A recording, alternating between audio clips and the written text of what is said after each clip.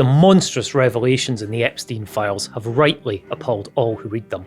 I'm Hugh Dougherty, executive editor of the Daily Beast, and this is the story of how the Daily Beast found our name in the files again and again, because for years, we reported on Epstein and his cabal. In 2010, we were the very first to break the news of the sweetheart deal, which ended his first prosecution. Our writer Conchita Sarnoff's revelations enraged Epstein so much that he snuck into our legendary co-founder Tina Brown's office to try to silence her. He could not. Inside the 3 million files which have finally been made public, we learned how Epstein raged at the Beast for telling the truth. He did not want to be called a paedophile, he did not want to be called a sex trafficker, and he tried to get elite lawyers and rich friends to stop us from reporting on his crimes. One friend even wrote about wanting to neutralise Tina Brown. Epstein got Ghislaine Maxwell's brother-in-law to try to wipe our stories from Google. And just before he died, Epstein was monitoring our reporting with the aid of Donald Trump's sidekick, Steve Bannon. When others bowed, including one outlet which shamefully agreed to delete Epstein mugshot, the Beast roared. We gave voice to his victims. We exposed how the justice system let them down. This is how we did it, and how Epstein fought to stop us. In July of 2010, Conchita Sarnoff's very first article exposed how Epstein had entered into an astonishingly lenient plea deal.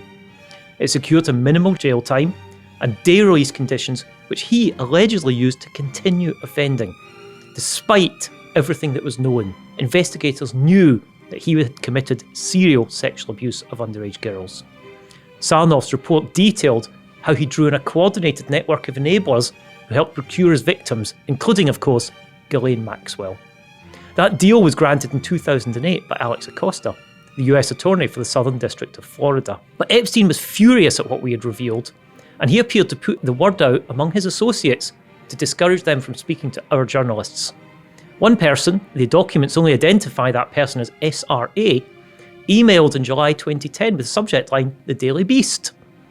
Having the foresight to disconnect my phones and leave no trace, I have made sure that reporters cannot find me for their stories. Pretty clever, eh? This person emailed Epstein. Epstein even confronted Tina Brown in person. He turned up at our offices in New York to threaten her over our reporting. So I stood by the door and I said to him, Jeffrey, what are you doing here? He said, just stop. And he looked at me with this kind of snake eyes, cold, and it was menacing. It was a really menacing. And he pointed his finger and he said, just stop. That was only the tip of the iceberg of Epstein's rage. The Justice Department's documents show how Epstein had his attorney J. Lefkowitz of the powerful law firm Kirkland and Ellis threaten the Beast in September 2010. He tried to smear Conchita Sarnoff. Absurdly, he claimed Epstein had not been investigated for sex trafficking, and he issued this sinister threat. As I'm sure you're aware, he wrote, the publication of false allegations of criminal conduct is defamatory per se. The Daily Beast should proceed carefully before publishing or republishing such allegations. We ignored that bare-knuckled threat that Epstein would sue. But those files show that Lefkowitz's 3-page screed to us, which made bogus claim after bogus claim as he tried to silence us, was just one part of a campaign. In those 3 pages, Lefkowitz wrote that Sarnoff's first report, and 2 more about the crimes that she had written over that summer of 2010, had done significant damage to Mr. Epstein. Lefkowitz demanded we delay publishing any articles until we'd reviewed their complaints, and menacingly he said we should proceed carefully before publishing or republishing such allegations. He bombarded the Beast and our parent company IAC with similar letters to no effect. And in other files, we learned that Lefkowitz maintained a very close relationship with the paedophile Epstein. He took flights on Epstein's private helicopter. He invited Epstein to his son's bar mitzvah. Lefkowitz, by the way, remains employed as a partner at Kirkland and Ellis, a firm which has become notorious for bowing to Donald Trump, and he is still an adjunct professor at Columbia Law School. He and his firm have never responded to our request for comment. Those letters, those threats, did not deter us and did not deter IAC. As we continued to publish our stories through the years, Epstein resorted to another sinister secret campaign to try to hide his online footprint. He was helped by Ghislaine Maxwell's brother-in-law, a man called Al Seckel. He was an eccentric writer, a scientific skeptic, an early internet adopter, and married to Isabel Maxwell, Ghislaine's sister.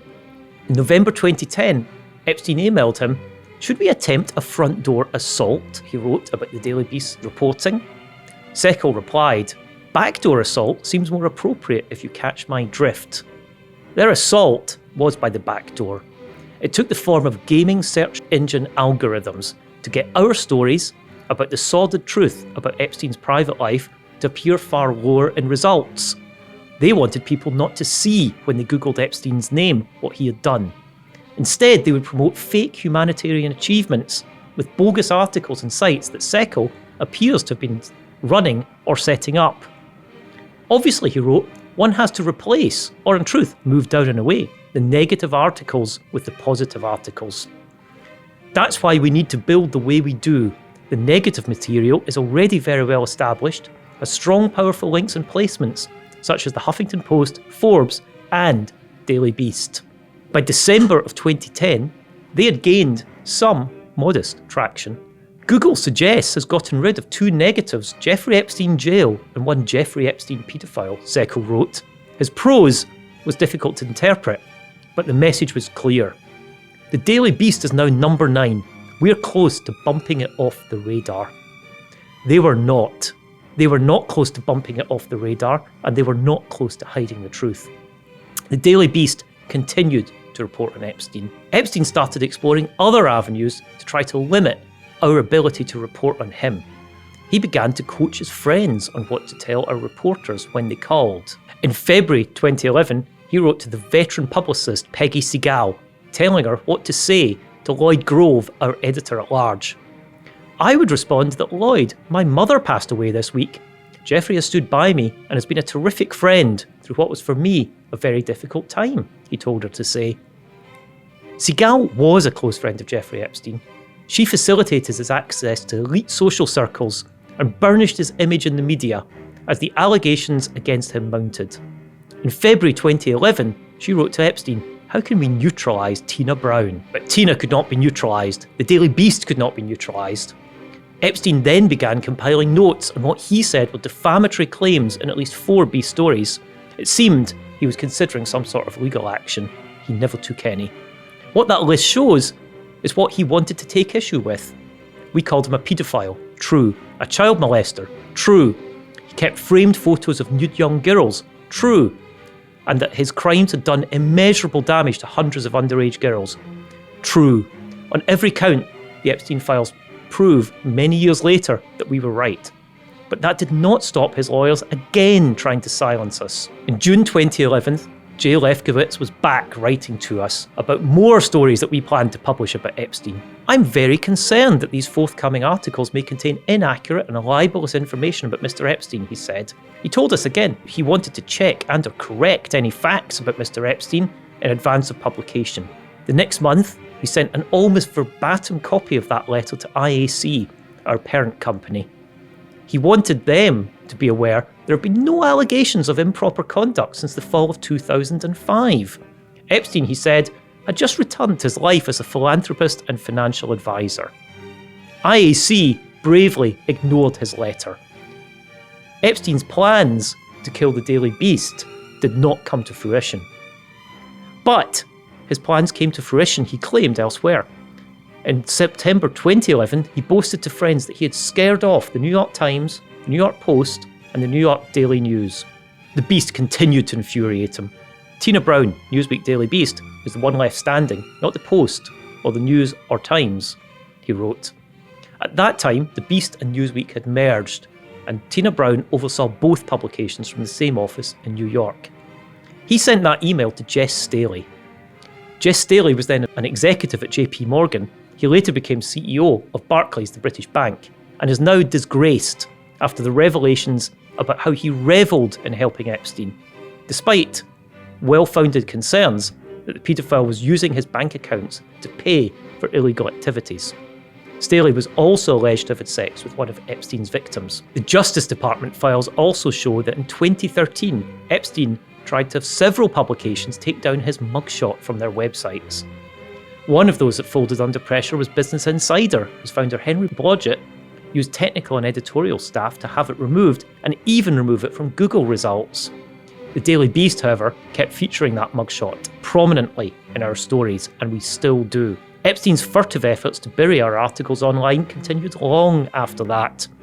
In 2014, he was caught emailing somebody whose name is redacted about how to make our articles less prominent in Google search results. And he was still lobbying his friends on manipulating the media. Lawrence Krauss was one of them. He was a Canadian theoretical physicist, and they plotted on how to manipulate the truth when speaking to M.L. Nestel, our senior writer. I will call him back now and expand upon your interest and support of science, ideas, education, Krauss wrote to him in January 2015. In 2018, as we know, the brilliant Miami Herald journalist Julie K. Brown's series of stories on Epstein turned the sweetheart deal that the Beast had first revealed in 2010 into a scandal. It prompted the FBI to reinvestigate Epstein and has rightly been acclaimed for its impact. But the Epstein files show how the financier continued to obsess over our coverage until the very end. One of our reports was sent his way by Steve Bannon just weeks before the cops were closing in. Daily Beast has had the story in lead position all day. I've never seen that ever, Bannon wrote to Epstein. He was referring to a story that we ran about how one of Epstein's victims came forward to accuse him of assaulting her and her underage sister in the 1990s. In July 2019, it was the Daily Beast team of Harry Siegel, Kate Bricollet, and Pervez Shalwani who broke the bombshell news that Epstein had finally been arrested for a second time. Justice, at least partly, had prevailed. Epstein's rage against the Daily Beast has not. The Epstein files vindicate 16 years of rigorous reporting by the Daily Beast. The truth, though, is that legal threats, raw intimidation, and the sinister machinations of the powerful did not die with Epstein. Our journalists confront them every day. We are proud that Epstein could not make us flinch. We are proud that we do not bow to others who would silence us. Thank you for helping us to report without fear. Thank you to all of our B-Beast tier members. There are now so many of you. We can't read out all the names. Thank you, thank you, thank you. Please, everybody, remember, as Joanna would say, be Beast. And a special shout out to our production crew, Devin Rogerino, Ryan Murray, Rachel Passer, Heather Pissarro, and Neil Rosenhaus.